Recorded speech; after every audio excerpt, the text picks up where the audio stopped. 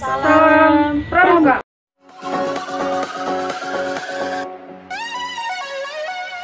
Assalamualaikum warahmatullahi wabarakatuh.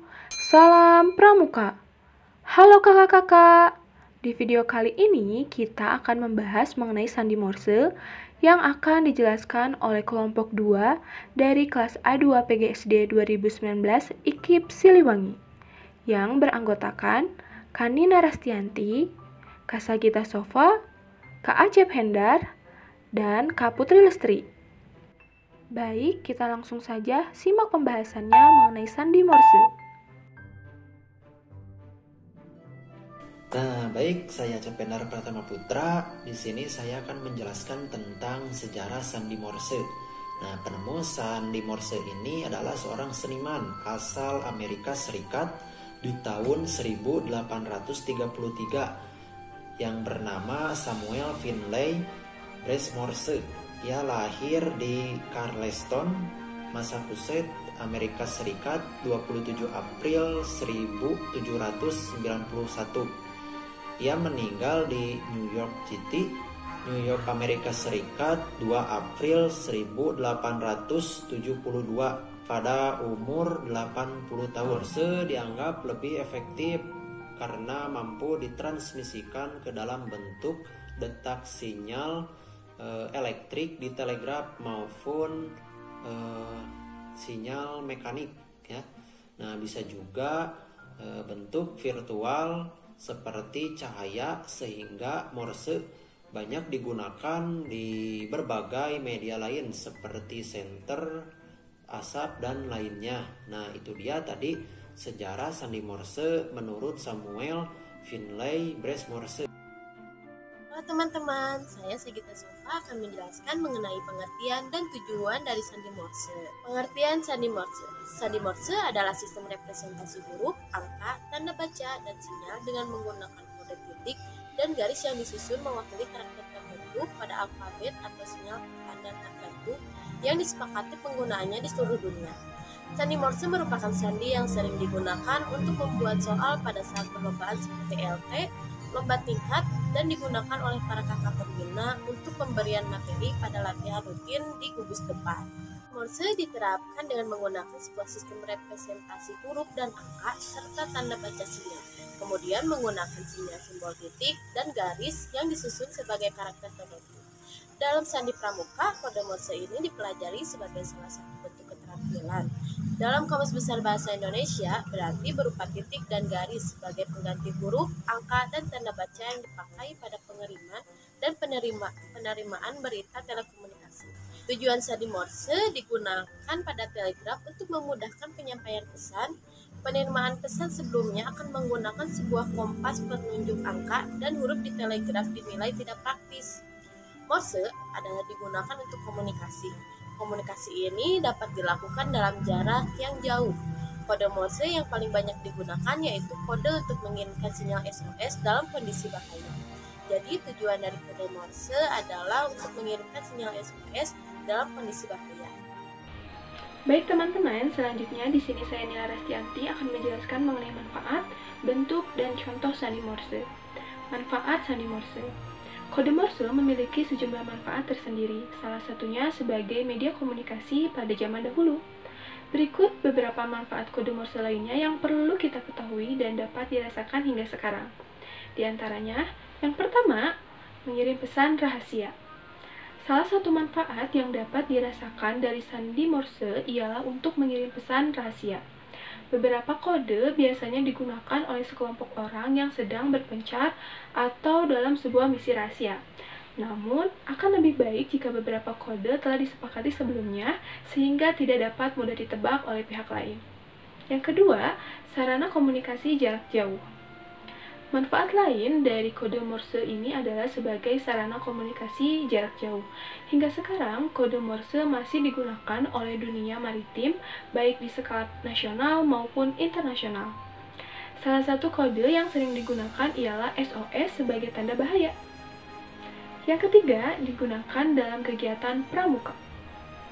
Selain digunakan dalam suatu misi atau keadaan darurat, dalam sebuah kapal atau dunia maritim, hingga kini kode Morse masih digunakan dalam kegiatan pramuka. Beberapa fungsinya ialah untuk memanggil seluruh anggota pramuka agar berkumpul, outbound, wait games, dan lain-lainnya. Selanjutnya ada bentuk-bentuk sandi Morse.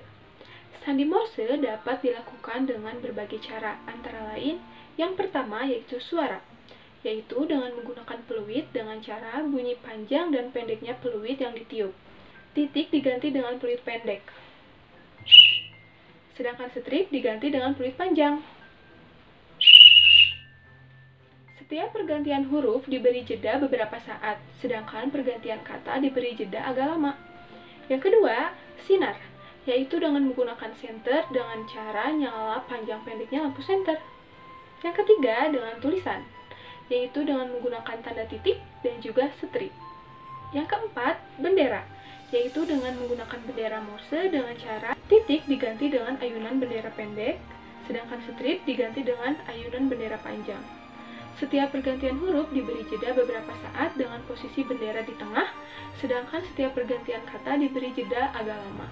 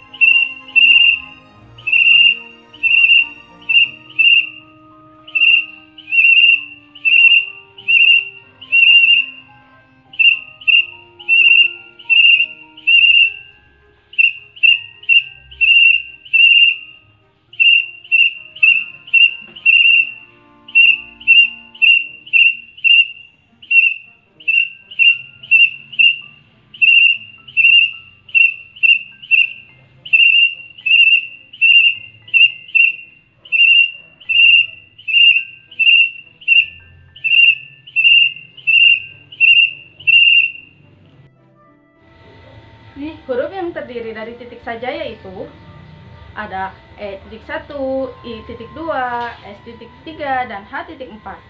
Sedangkan huruf yang terdiri dari strip saja ada T.1, M.2, dan O.3.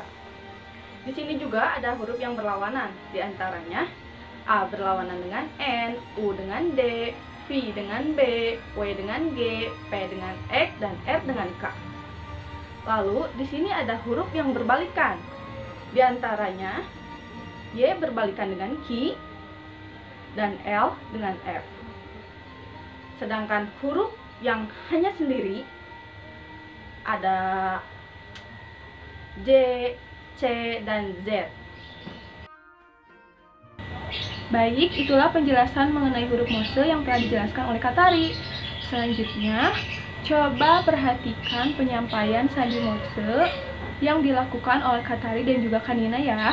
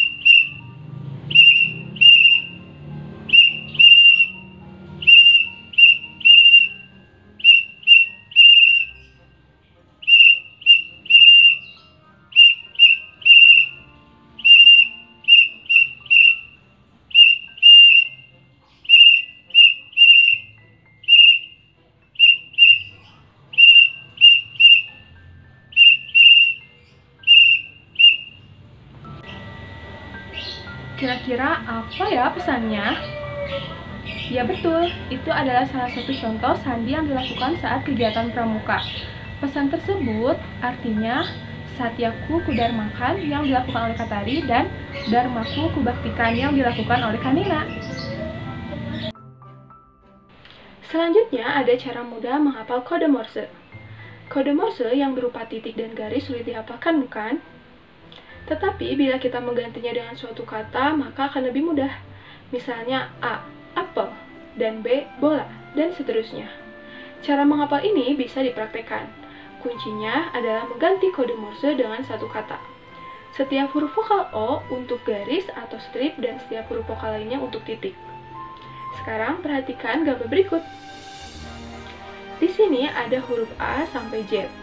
Bila kita menggunakan sandi Morse dengan kata kunci, misalnya di sini ada huruf A dengan kata kunci ano. Ano ini terdiri dari dua suku kata, yaitu A dan No. A di sini merupakan huruf vokal yang bukan O, berarti menggunakan titik. Sedangkan No adalah huruf vokal menggunakan O, no. Jadi menggunakan strip. Jadi huruf A dengan kata kunci ano, yaitu sandi Morse-nya adalah titik dan strip. Contoh kedua yaitu huruf B. Di sini huruf B dengan kata kunci Bonaparte yang memiliki 4 suku kata, yaitu bo, na, par, te. Bo di sini menggunakan huruf vokal O, jadi strip. Na yaitu huruf vokal selain O, yaitu huruf A berarti titik. Strip titik, bona, par. Par itu menggunakan huruf vokal A, yaitu titik. Jadi strip titik titik T. T itu huruf vokal E, bukan huruf vokal O, jadi titik. Bonaparte, strip titik titik titik. Huruf ketiga yaitu Coca-Cola. Coca-Cola yaitu menggunakan huruf vokal O, ko. Jadi strip. Coca, A berarti titik. Coca-Cola. Ko berarti strip, la titik. Jadi strip titik, strip titik. Begitu juga dengan huruf-huruf selanjutnya. Sekarang coba perhatikan sandi Morse yang ada di samping. Dan kalian bisa mencoba untuk menjawabnya ya. Jangan lupa untuk tulis jawabannya di kolom komentar.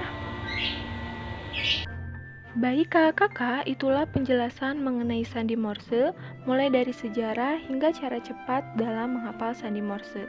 Semoga penjelasan tersebut dapat dipahami ya, dan juga dapat bermanfaat. Sekian, terima kasih. Wassalamualaikum warahmatullahi wabarakatuh. Salam Pramuka.